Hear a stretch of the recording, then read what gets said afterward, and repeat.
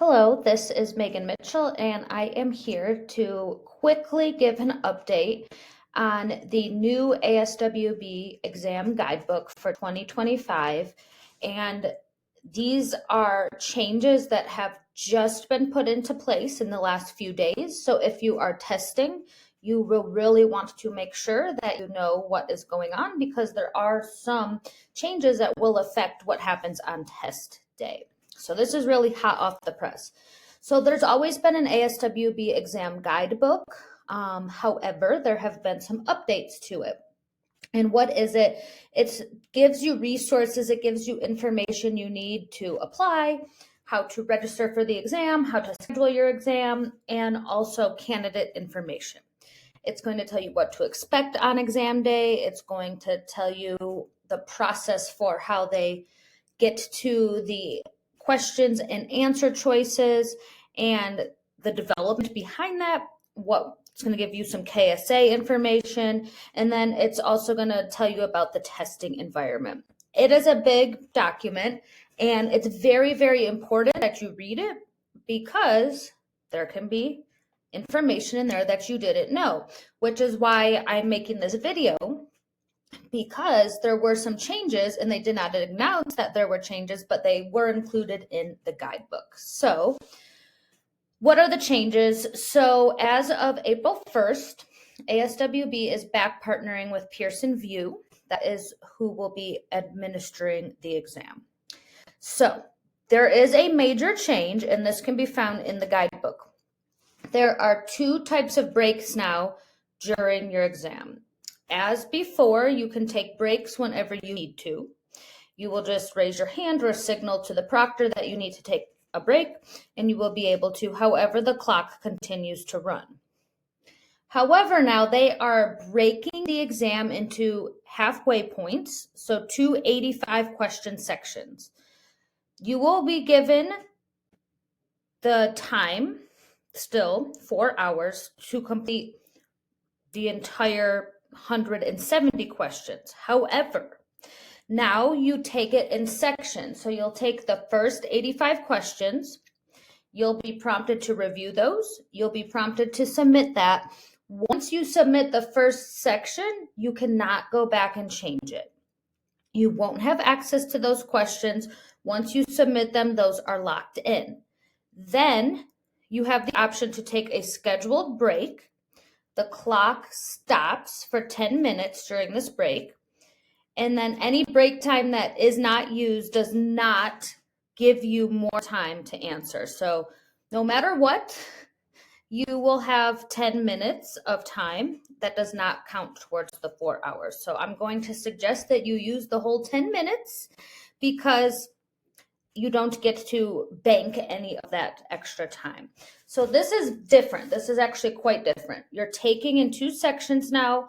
First 85 questions, you can go back and review those and submit them. But once you hit submit on part 1, you cannot go back.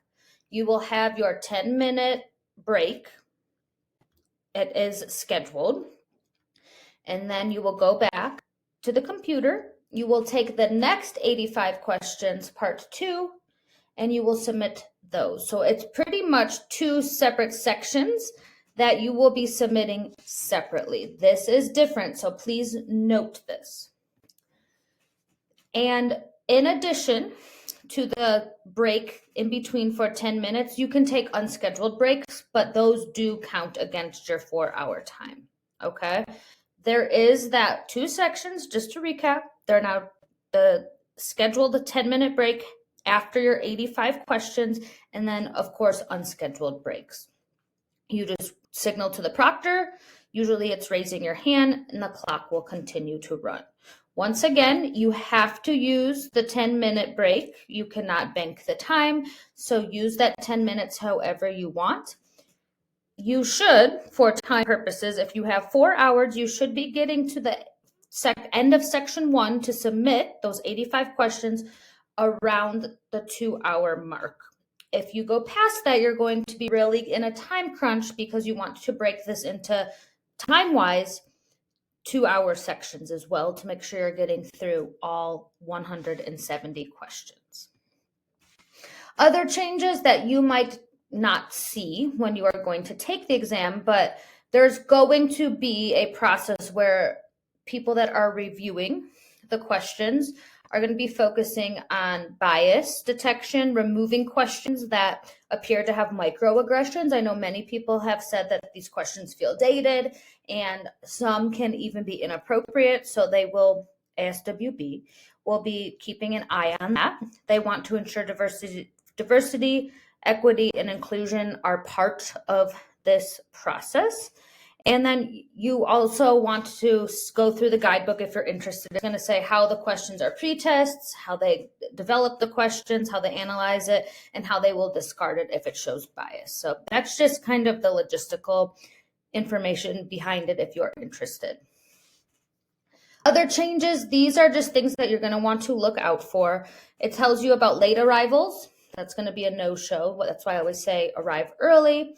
It's going to give you time windows for when you can cancel, when you can reschedule, what IDs you have, what names you need to have on your IDs so that you're not being turned away. It's also going to talk about if you have to miss your exam. There are certain reasons that are excused as an absence. There is a process that you will need to do to submit to get an excused absence, because if it's an unexcused absence, you have to pay all over again. So make sure if you have some sort of circumstance that qualifies for an excused absence that you are following this protocol. And then also it's going to tell you a little bit more about the actual Pearson VUE process. That is the sites that are going to be housing the testing centers. They have a tutorial, they have a demo that you can use to see what the experience is like. So what should you do? You definitely should make sure you're prepared for these changes. A lot of feedback has been coming just in the first couple days of April 2025 that people were really thrown off by these changes because it was not announced, but it is in the guidebook. So make sure you're familiarizing yourself with this. Review the format and the break policy. Make sure you're ready for that change. Understand the submission rules. Make sure you have everything in order for your ID requirements, getting to your site on time. And then, of course, you want to make sure that you are using materials that are updated. The test has not been updated yet, but they are in the process of working towards a new updated exam. Agents of Change always is, as you can see, we're trying to get this information out as soon as possible. We are trying to constantly update and reflect any changes that come out and make you aware. And then, of course, if you purchase or are part of our Agents of Change community, you will have access to 2 live study groups per month. And in those study groups, I also go over any changes as they come up as well. So once again, here's the link. It is linked here to view the guidebook. Make sure you are reading that. You don't want to miss any information. Make sure that you're following the ASWB website. They do have some social media channels. And then, of course, follow Agents of Change on our social media platforms, because we will also try to give you the most up-to-date information. I also want to preface this whole video by saying we have no affiliation with ASWB. We are just giving you the information that we have found that is out there on their website regarding the guidebook. So if you have any questions, we will not be able to answer them specifically about ASWB, and I would encourage you to reach out to a representative to clarify from there. Of course, if you're looking for study materials, check us out. We have something for everyone. Check us out at agentsofchangeprep.com. You can contact us at contact@agentsofchangeprep.com as well. And I wish you good luck and good vibes as you head into your ASWB social work exams. Thank you.